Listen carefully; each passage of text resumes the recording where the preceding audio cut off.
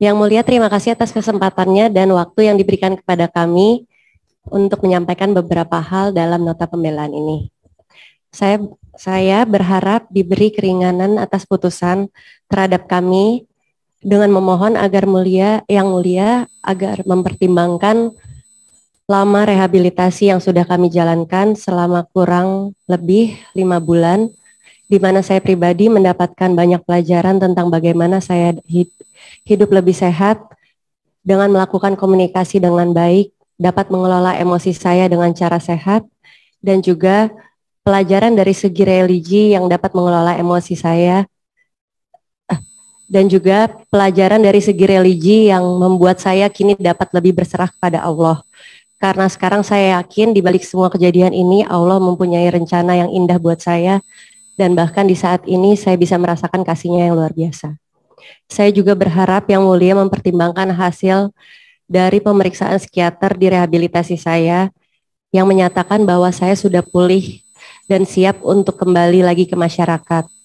Ditambah juga rujukan dari hasil TAT yang merekomendasikan kami menjalankan rehabilitasi selama 3 bulan. Dan saya pribadi memohon Yang Mulia mempertimbangkan kondisi saya sebagai seorang ibu dari 3 anak yang masih kecil-kecil, yang saat ini mengalami keterbatasan dalam kebersamaan dengan saya dan ayahnya, di mana anak-anak memerlukan kehadiran saya sebagai ibu mereka pada keseharian mereka. Saya sudah mengakui dan menyesali perbuatan saya yang tidak terpuji, yang tidak patut dicontoh masyarakat luas, apalagi anak-anak saya. Saya menyadari sebagai public figure banyak orang yang melihat dan memperhatikan saya. Tapi saya mohon pengertian Yang Mulia, bahwa walaupun saya adalah public figure, di lain sisi saya hanya manusia biasa yang bisa melakukan kesalahan dan mempunyai kelemahan. Sama dengan manusia lainnya, saya jauh dari sempurna. Saya bersungguh-sungguh memperbaiki kelemahan yang saya miliki tersebut. Dan insya Allah dengan bantuan Yang Mulia, saya siap untuk menjadi Nia yang lebih baik lagi dan memerankan kembali peran saya sebagai seorang istri, ibu, dan juga individu yang dapat memberikan manfaat bagi banyak orang. Hanya dengan dukungan Yang Mulia dan yang pasti kehendak Allah Subhanahu wa Ta'ala, saya mampu mewujudkannya. Terima kasih.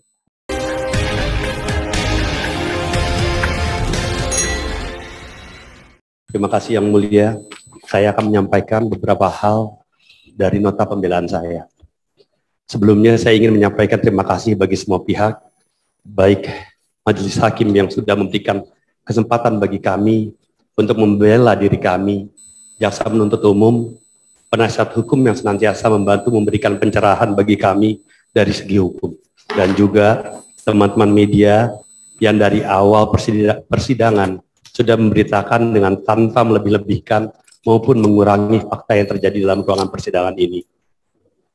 Baik Yang Mulia, saya akan masuk dalam permohonan saya atas tuntutan yang diberikan kepada kami. Saya berharap penuh agar Yang Mulia dapat mempertimbangkan proses rehabilitasi yang sudah saya jalankan kurang lebih selama 5 bulan terakhir ini, yang alhamdulillah sudah merubah saya menjadi manusia yang baru. Kini saya sudah dapat meregulasi emosi saya dalam berbagai situasi. Saya juga sudah dapat melakukan komunikasi secara konstruktif.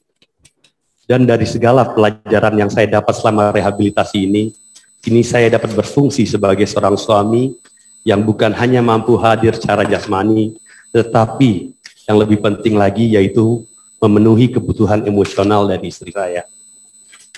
Saya juga mohon keringanan agar setidak-tidaknya kami dapat putusan sesuai dari hasil asesmen TAT, tim asesmen terpadu, yang menyebutkan rekomendasi putusan rehabilitasi rawat jalan selama 3 bulan lamanya.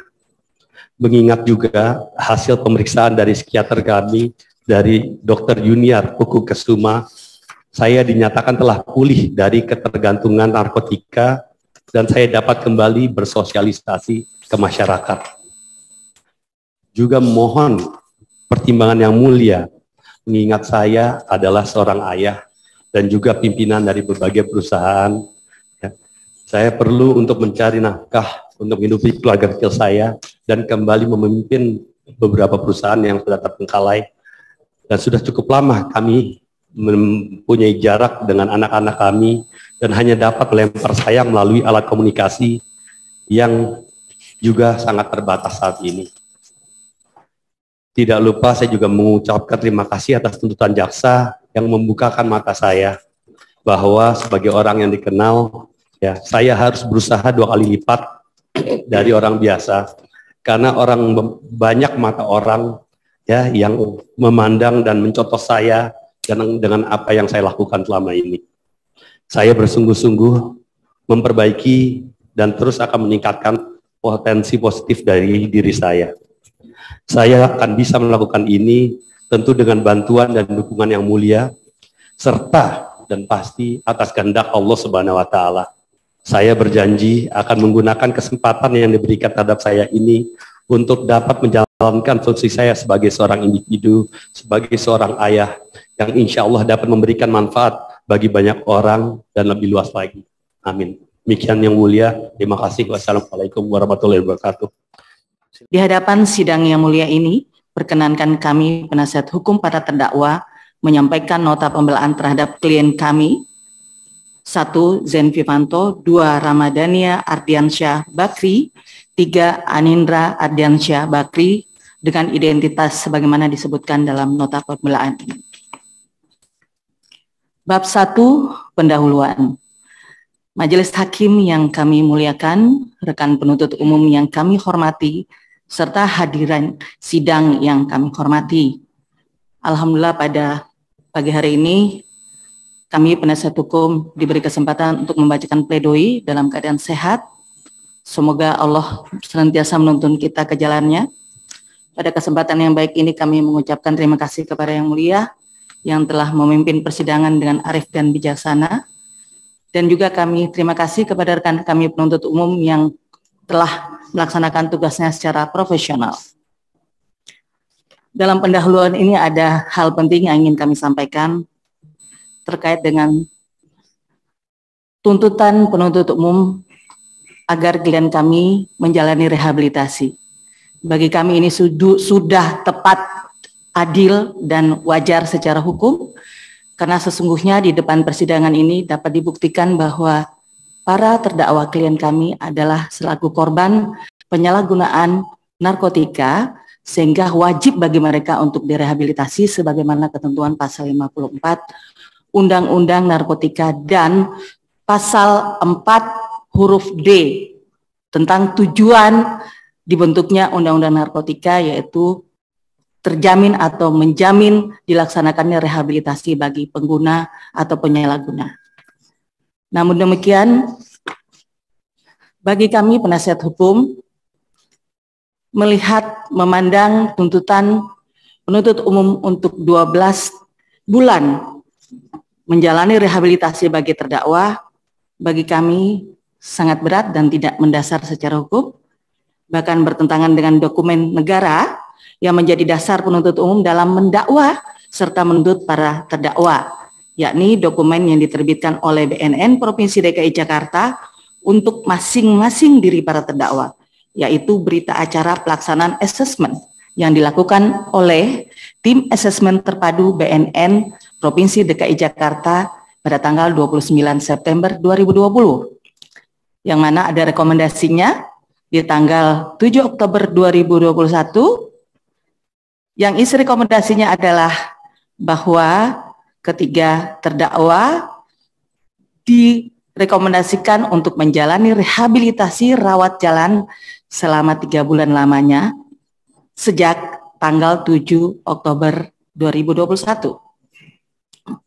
Selain itu, menjalani rehabilitasi 12 bulan bertempat di RSKO Cibubur, menurut kami menjadi tidak relevan dan tidak mendasar secara hukum, karena berdasarkan keterangan saksi-saksi yang juga diajukan oleh penuntut umum dalam persidangan maupun bukti surat yang diajukan oleh penasihat hukum para terdakwa yang kesemuanya bersesuaian satu sama lainnya dengan keterangan para terdakwa, membuktikan bahwa para terdakwa menjalani rehabilitasi bertempat di lembaga rehabilitasi Van Kampus karena atas dasar adanya surat dari Polres Metro Jakarta Pusat tanggal 10 Juli 2021 dan atas dasar adanya surat dari Kejaksaan Negeri Jakarta Pusat tanggal 24 November 2021.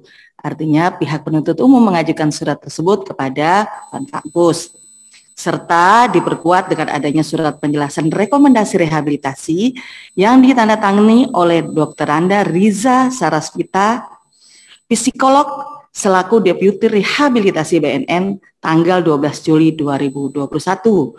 Dengan demikian, maka penempatan para terdakwa di lembaga rehabilitasi Van Kampus adalah sangat beralasan secara hukum.